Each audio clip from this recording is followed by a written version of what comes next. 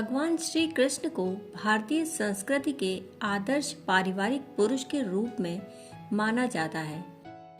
दूर दूर तक फैली रिश्तेदारी निभाना, हर रिश्ते को सहेजना, हर संबंध को उसका मान देना और किसी के भी साथ अन्याय न होने देना भारतीय परिवारों के मुखिया का मुख्य कर्तव्य माना जाता है।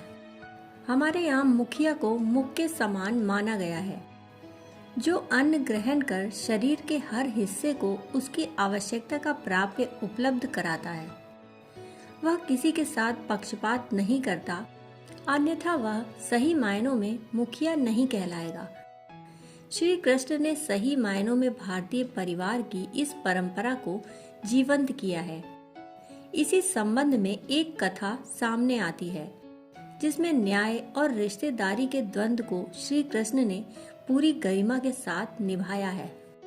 यह उस समय की बात है जब किशोर व कृष्ण शिक्षा पूरी कर लौट चुके थे और बाल लीलाओं का दौर समाप्त होकर किशोरावस्था अपने चरम पर थी। इस समय श्री कृष्ण राज्य कार्य में रुचि लेते हुए असुरों के विनाश में संलग्न हो चुके थे। इसी समय उन्हें सूचना मिली कि उनकी बुआ श्रुत कीर्ति के घर पुत्र का जन्म हुआ। शुभ समाचार से प्रसन्न श्री कृष्ण अपने बड़े भाई बलराम के साथ अपने नन्हे भाई को दुलारने पहुँचे। वहां पहुंचने पर कृष्ण ने अनुभव किया कि सब तरफ प्रसन्नता का वातावरण होते हुए भी बुआ कुछ खिन्न है। उन्होंने बुआ से इसका कारण पूछा। बुआ ने स्वीकार किया कि सब कुछ ठीक नहीं है। उनका पुत्र जन्मजात विकृति के साथ पैदा हुआ है और ज्योतिषी गणनाएं अशुभ की भविष्यवाणी कर रही हैं। कृष्ण ने अपनी बुआ श्रुत कीर्ति से भाई को देखने की इच्छा प्रकट की। बुआ का पुत्र वाकई सामान्य नहीं था। इस बच्चे के 4 हाथ और 4 आंखें थीं।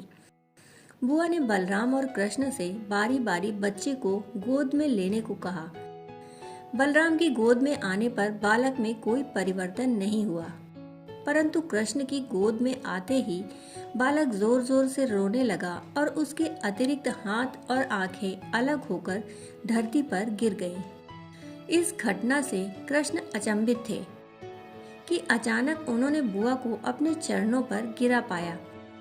बुआ बुरी तरह रो रही थीं। कृष्ण ने उन्हें उठाकर पूरी बात बताने को कहा। तब बुआ ने कहा कि ज्योतिषियों ने बताया है कि बच्चा आसुरी प्रवृत्ति लेकर पैदा हुआ है और जिसकी गोद में जाकर इसके अतिरिक्त अंग गिर जाएंगे, वही इसका काल बनेगा। बुआ ने कहा कि हे कृष्ण, तुम अपने ही भाई को मारकर अपनी ही बुआ की गोद कैसे उजाड़ सकते हो? मुझे वचन दो कि तुम हमेशा इसकी रक्षा करोगे और इसको मारने की बात मन में भी ना लाओगे। बुआ की बात सुनकर कृष्ण ने उन्हें समझाते हुए कहा कि हर प्राणी अपने पूर्व जन्म और कर्म फल सिद्धांत से बंधा हुआ है। इस जन्म का हर प्राप्य पिछले जन्म के कर्मों का फल होता है। यदि इस जन्म में इस बच्चे की मृत्यु मेरे हाथों लिखी है, तो प्रारब्ध को कोई बदल नहीं सकता। बुआ के रोने कलपने से पसीजे कृष्ण ने उन्हें दिलासा देते हुए वचन दिया कि वह उनके पुत्र के 100 अपराधों को क्षमा कर देंगे, परंतु इसके बाद उसे कर्म फल भुगतना होगा। बुआ उनके वचन से संतुष्ट हुई और उन्होंने तय किया कि वे अपने बच्चे को समझा देंगी कि वह कभी 100 की गिनती पूरी न होने दे। आगे चलकर यही बच्चा शिशुपाल के रूप में बड़ा हुआ। अपनी माँ के लाख समझाने पर भी उसने कुसंग और कुप्रवृत्तियों को नहीं छोड़ा और कृष्ण के लिए बैर ही पालता रहा।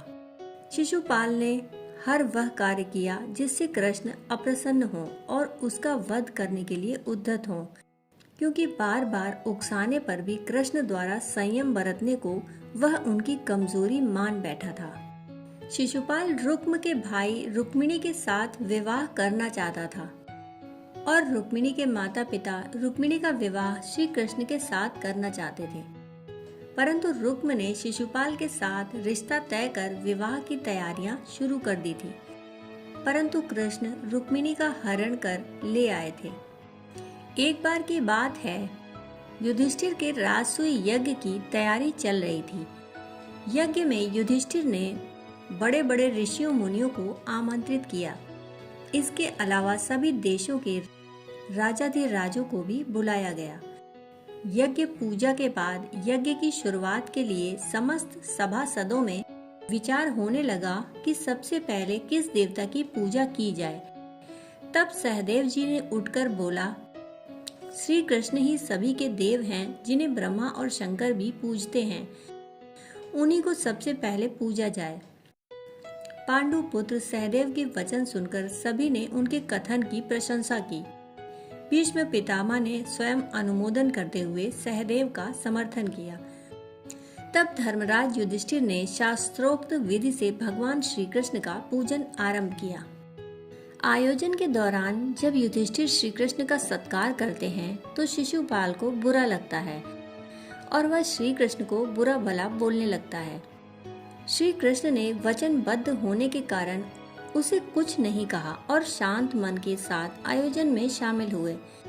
परंतु जैसे ही शिशुपाल की 100 गलतियां पूरी होती हैं और 101वीं बार वह कृष्ण का अपमान करता है तो भगवान श्री कृष्ण सुदर्शन चक्र से उसकी गर्दन धड़ से अलग कर देते हैं और वह कृष्ण के सुदर्शन चक्र का ग्रास बनते ही मोक्ष को प्राप्त होता है। शिशुपाल के शरीर से एक दिव्य ज्योति निकलकर श्री कृष्ण में समा गई।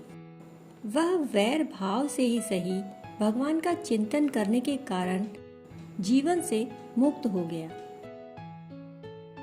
दोस्तों, कहानी सुनने के लिए आपका बहुत बहुत आभार।